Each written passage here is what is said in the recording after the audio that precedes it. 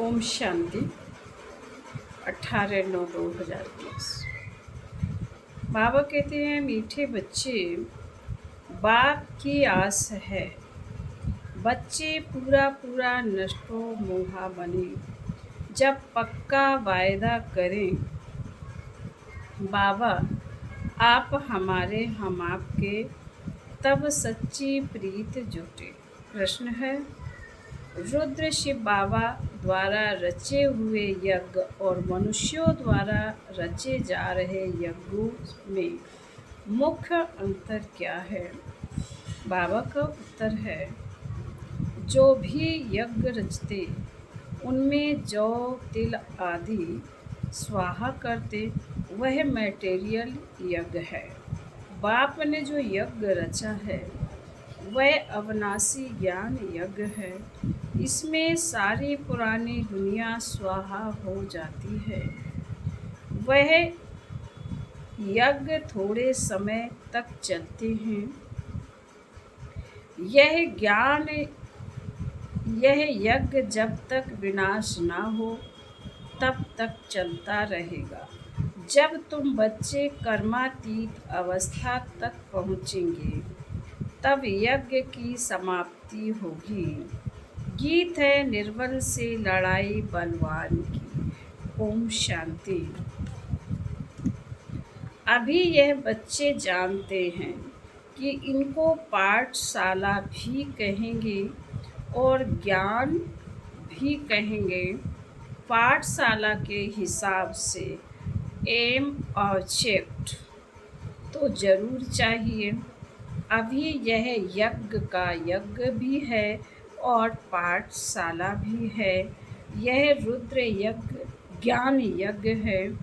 वे लोग इनकी कॉपी करते हैं, मैटेरियल यज्ञ रचते हैं, उनमें जौ तिल आदि की आहुति डालते हैं और दूसरा फिर बहुत बड़ा यज्ञ भी रचते हैं, जहाँ चारों तरफ शास्त्रों को देखते हैं, बहुत बड़ी जमीन ले लेते हैं, फिर एक तरफ चावल घी आटा आदि सब रखते हैं और दूसरे तरफ शास्त्र भी सब रखते हैं।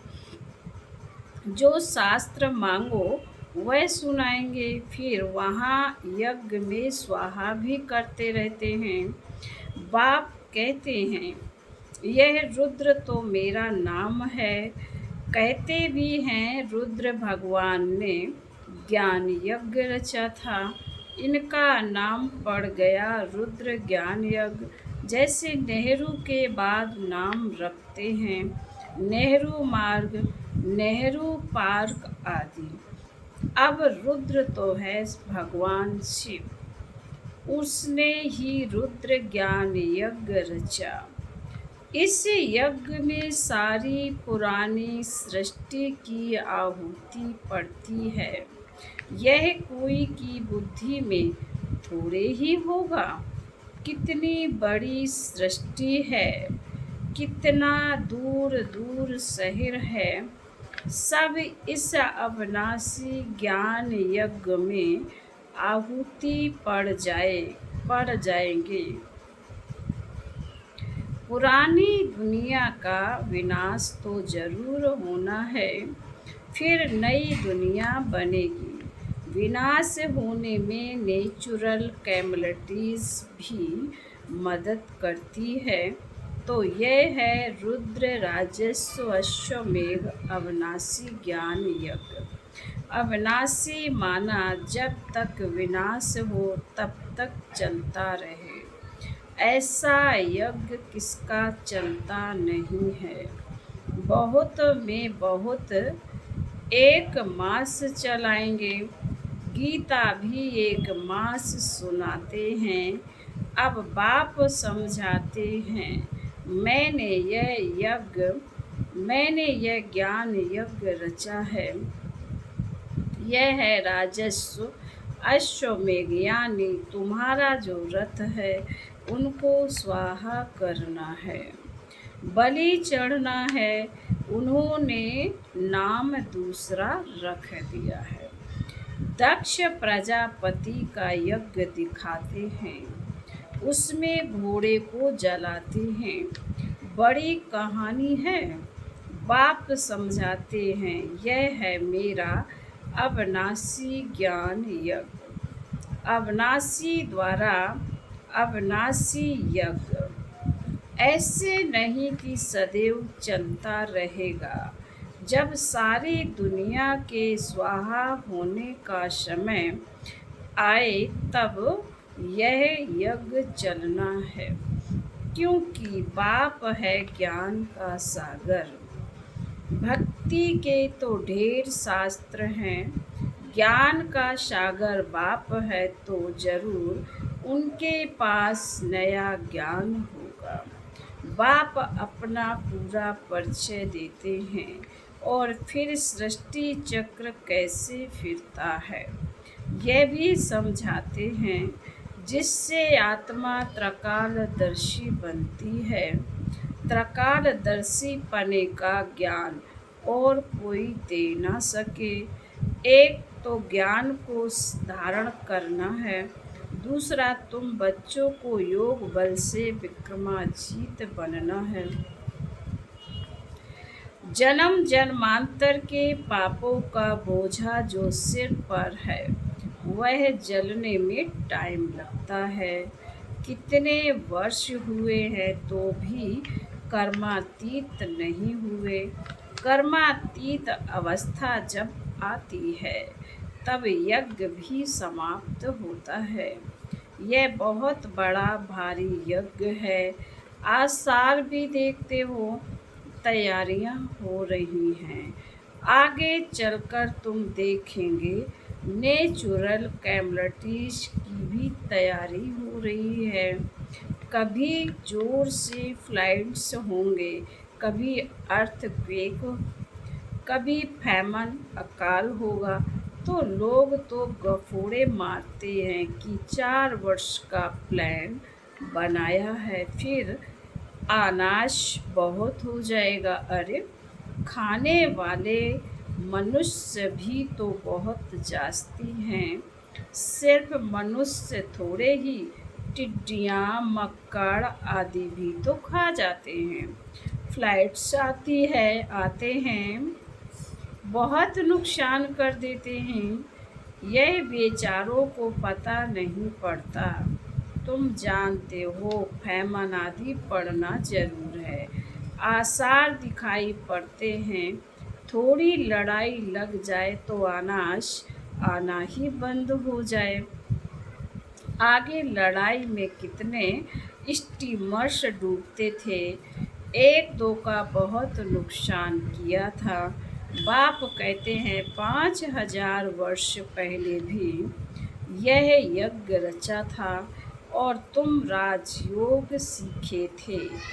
यज्ञ रचा था ब्राह्मणों द्वारा। गीता तो लड़ाई आदि की बात गीता में तो लड़ाई आदि की बातें लिख दी हैं। संजय आदि भी है। यह सब है भक्ति मार्ग की सामग्री। यह भी अविनाशी है। फिर से भक्ति मार्ग में वही सामग्री निकलेगी। रामायण आदि जो भी शास्त्र निकले हैं फिर निकलेंगे। जिन्हों की राजधानी चली है, अंग्रेज आए, मुसलमान आए, यह सब होकर गए, फिर आएंगे, फिर भी पार्टीशन होगा। इन बातों को तुम जान सकते हो।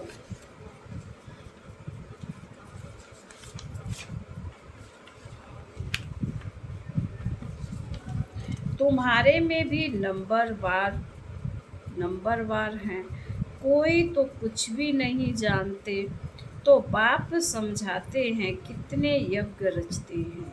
उन्हों को समझाना है। वास्तव में है अश्वमेघ अविनाशी रुद्र ज्ञान यज्ञ, जो रुद्र शिव भगवान ने ही रचा था। श्री कृष्ण ने नहीं रचा। श्री कृष्ण का वही चित्र तो सतयुग में मिलेगा, फिर कभी मिल ना सके, क्योंकि वह नाम रूप देश काल तो सब बदलता जाता है। ऐसे तो हो नहीं सकता कि श्री कृष्ण आकर अपने को पतित पावन कहलाए। पतित पावन एक ही परमात्मा है। ऐसे नहीं कि तुम कहेंगे पहले से ही क्यों नहीं रूप दिखाया। नहीं, ऐसे थोड़े ही कि सब पहले से ही बता देंगे।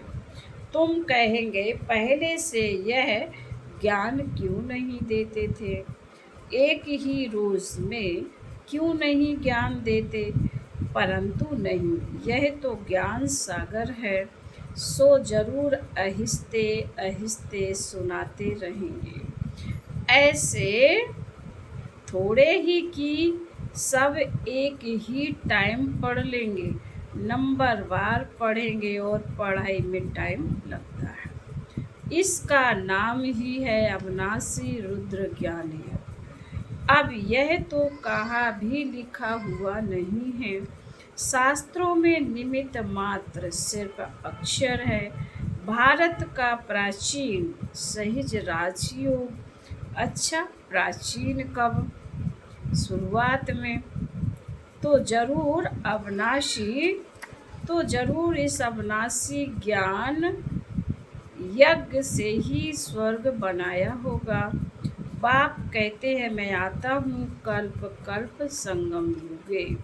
उन्होंने भूल कर दी है, टाइम भी बदल दिया है। फिर सतयुग की आयु लाखों वर्ष लिख दी है, गफोड़े लगा दिए हैं। यह तो है 4 भाग, स्वास्तिका में भी 4 हिस्से कर देते हैं। ज्ञान और भक्ति, आधा कल्प ज्ञान दिन, आधा कल्प भक्ति रात। ज्ञान की प्रारब्ध मक्खन मिलता है, भक्ति की प्रारब्ध छाछ मिलती है। गिरते गिरते एकदम खत्म हो जाते हैं। नई दुनिया को फिर पुराना जरूर बनाना है। कलाएं कम होती जाती हैं, इसलिए अब इनको भ्रष्टाचारी विशेष कहा जाता है। आसरी दुनिया है ना, तुम जानते हो।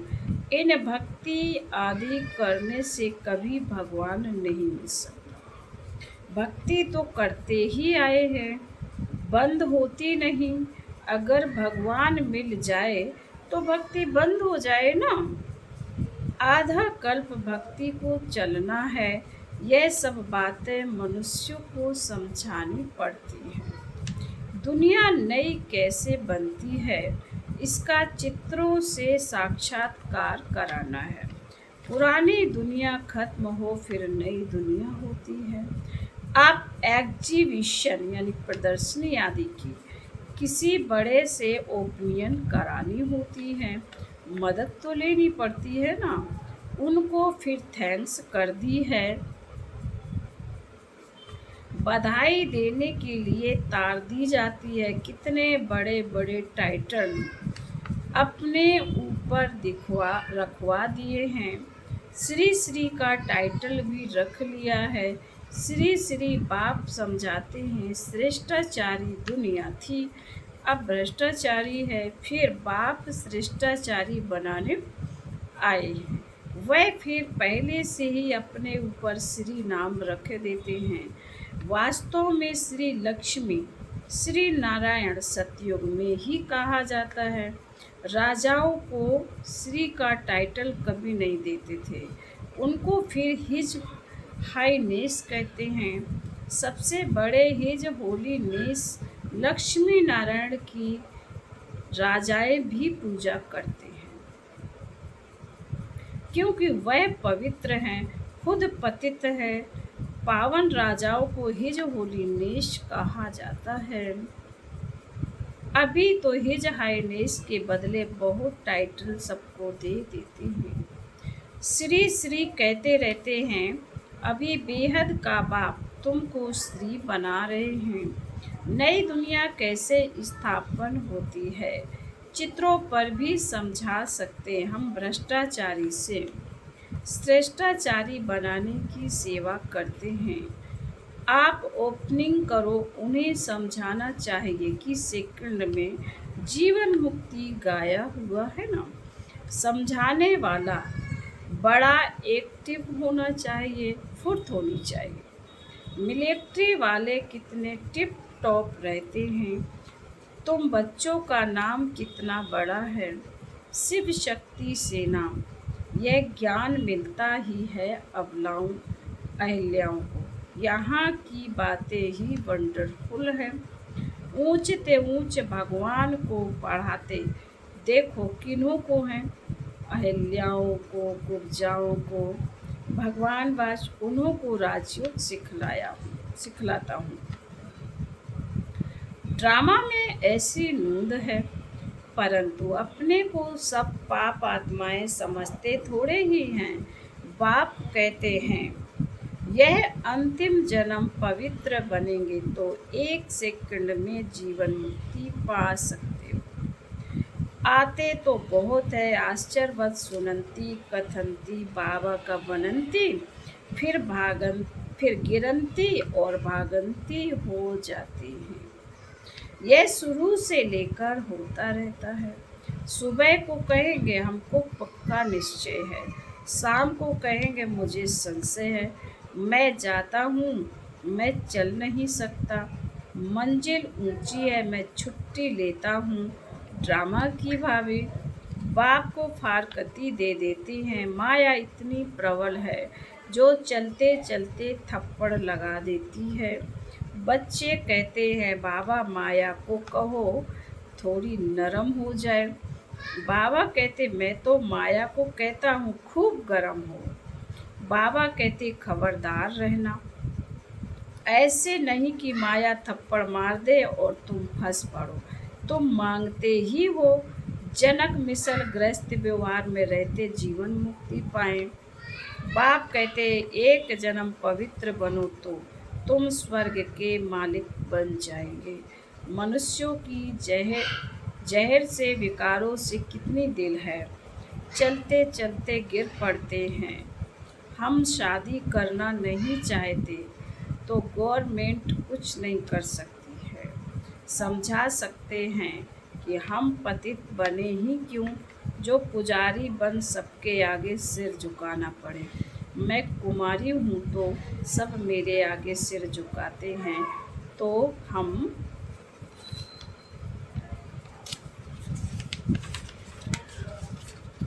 क्यों ना पूज्य रहें।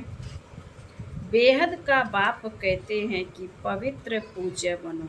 एक ही राजयोग का इम्तहान है, कितने चढ़ते और गिरते हैं, हर एक अपना अपना पार्ट बजाता है।